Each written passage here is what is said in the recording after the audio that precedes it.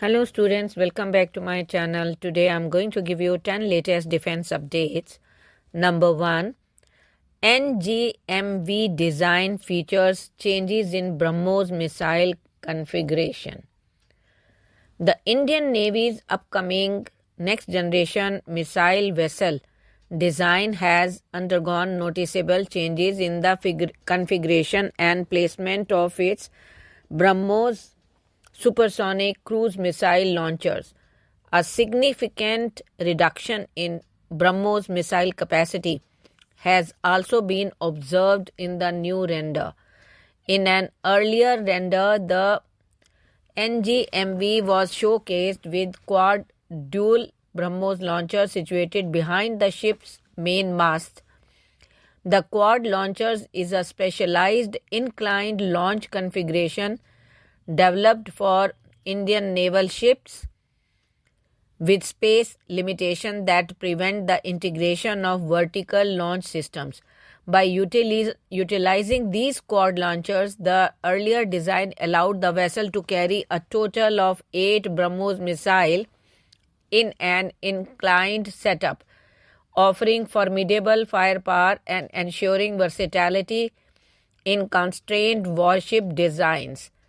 Next, unveiling advanced dual V-SHORAD launcher at MEPCON 2024. At MEPCON 2024, Mega Engineering and Infrastructure Limited has taken a significant leap forward in India's defense capabilities by showcasing their innovative, very short-range air defense system.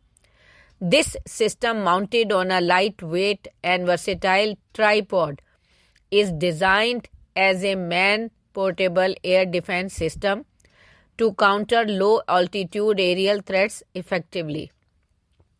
The V-SHORAD system presented by MEIL is a fourth-generation missile with an impressive operational range of up to 6 kilometers. Its design philosophy centers around mobility, speed of development, the effectiveness, particularly in challenging terrains like mountainous region. Next, Tejas Mk2 scale model for Aero India 2025. The upcoming Aero India 2025 is set to showcase a detailed scale model of the Tejas Mk2, revealing significant enhancements and armament configurations that underscore India's progress in indigenous aerospace technology. The model, which provides a preview of the aircraft's capabilities, features an array of advanced weaponry and systems tailored for modern combat scenarios. The Tejas Mk2, designed by the Aeronautical Development Agency and manufactured by HAL, will feature 11 hardpoints, allowing for a versatile loadout. Next, the rise and the fall of the K-100. In the early 1990s, amidst the geopolitical tensions of the Cold War's aftermath, India and Russia embarked on an ambitious joint project to develop an air-to-air missile capable of neutralizing high-value airborne targets with AWACS, that is, Airborne Warning and Control System aircraft. The missile, known as the K-100, had the potential to significantly enhance the Indian Air Force combat capabilities, particularly when integrated with Su-30 MKI flanker aircraft. The K-100, also known by various names such as Isdelia 172, AAML, KS-172, among others, was a project spearheaded by Russia's NPO Novata and India's Defense Research and Development Organization. The primary aim was to create an AWACS killer missile with an impressive range of 300 to 400 km, which would have been a game changer in aerial combat dynamics by allowing fighters to engage high-altitude, radar-equipped aircraft from well beyond standard engagement distances.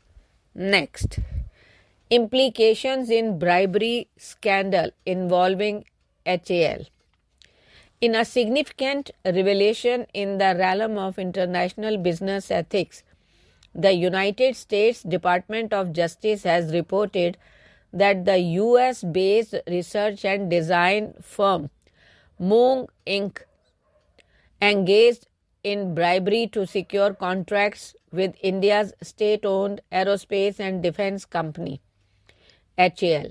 According to the orders issued on October 11, 2024 by the Securities and Exchange Commission, Moong Inc., through its Indian subsidiary Moong Motion Controls Private Limited, orchestrated payments to HAL officials. The SEC's detailed investigation into the matter uncovered that in April 2021, HAL had announced a public tender for aerospace actuators valued at over $1.3 million. Following this announcement by May 2021, MMCPL employees were actively discussing the logistics of bribing an HAL official. Internal communications revealed a plan to pay a 2.5% commission with considerations for immediate and staggered payments to ensure the disqualification of other bids. Next, BSF likely to move manpads in Meghalaya.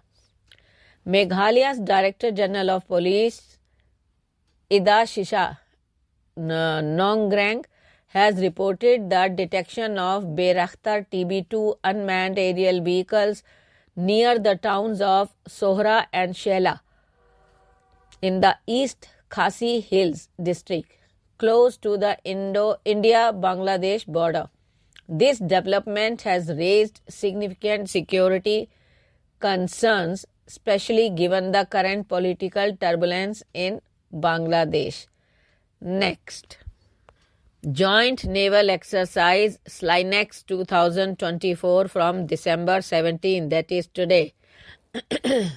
The bilateral naval exercise Slynex 2024, that is Sri Lanka-India exercise, will be conducted from 17th to 20th December at Vishakhapatnam under the aegis of Eastern Naval Command. The exercise will be held in two phases, the harbour phase from 17th to 18th December and the sea phase from 19th to 20th December. Initiated in 2005, Slynex is a significant series of bilateral naval exercises that have strengthened maritime cooperation between India and Sri Lanka over the years. Next, in-house team to manage future Tejas Mk2 upgrades. With the induction of the Tejas Mk2 fighter jets slated to begin from 2029-30 onwards, the Indian Air Force has outlined plans to form a dedicated in-house team to manage feedback, requested changes and upgrades for the aircraft. This move aims to reduce dependency on Hindustan Aeronautics Limited, the original equipment manufacturer for the Tejas Mk2 program, particularly for software-related updates and modifications. Next, upgraded gun system for AMCA program. The Aeronautical Development Agency is contemplating a shift from the 23 mm twin-barreled Gryazev Shipnova GSH-23 cannon, currently outfitting the Tejas Mk1A and slated for the Tejas Mk2, to a higher caliber gun for the Advanced Medium Combat Aircraft program.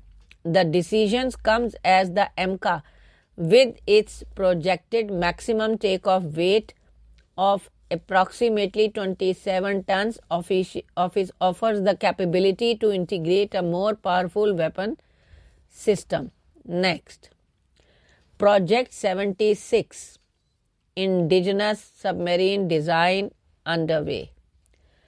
Indian Navy Chief Admiral Dinesh Tripathi has confirmed that the ambitious Project 76 program is in its preliminary stages, focusing on the development of a new class of indigenous conventional diesel submarines.